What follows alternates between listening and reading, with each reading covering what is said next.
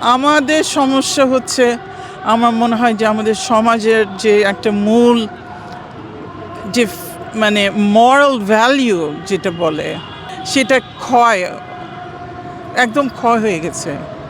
আমার ছোটোবেলায় যেরকম আমি ঢাকা ইউনিভার্সিটির যেরকম একটা পরিবেশ, নজরুলকে দেখতেও গেলাম আমরা। হ্যাঁ, আমি গেছিলাম আমার ভাইয়ের সাথে, আমার ভাই টিপু। ও আবার খুবই গানের অনুরাগী ছিল এবং নজরুল গীতি খুব পছন্দ করত। তো নজরুলের পায়ের কাছে বসে অনেক কটা গান শোনালো কবিকে। কিন্তু কবি তো দুর্ভাগ্য, তখন তো ওনার শারীরিক মানসিক মানে অবস্থা খুবই দুর্দশা হয়। আমার মনে হচ্ছে যে অনেকটা আমাদের RICL TMX, যুগের পর যুগ স্থাপনা থাকে মজবুত। মনে হচ্ছে যে we're too much influence by social media.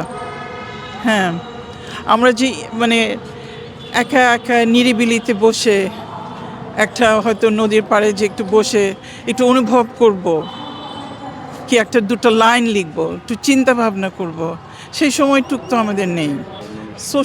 আমার মনে হয়, আমি ভেরি সরি, অনেকে হয়তো এটা পছন্দ করবে না, কিন্তু আমার মনে হচ্ছে যে আমাদের ক্রিয়েটিভিটিটা অনেকখানি পিছিয়ে আছে। আমার মানে ছোট থেকে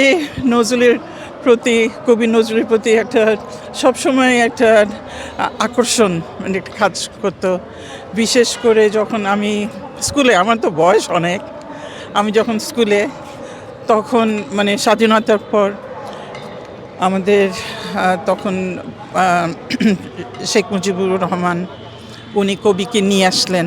হ্যাঁ, আর আমি ধানমন্ডি ওনার যে বাসভবনে সেখানে গিয়েছি।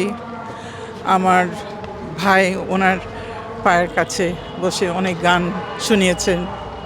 কবির তো তখন কোনো রিয়াকশন নেই, কিন্তু উনি যে দিয়ে গেছেন আমাদেরকে, যে সম্পদ উনি দিয়ে গেছেন, সেটা তুলনা হয় না।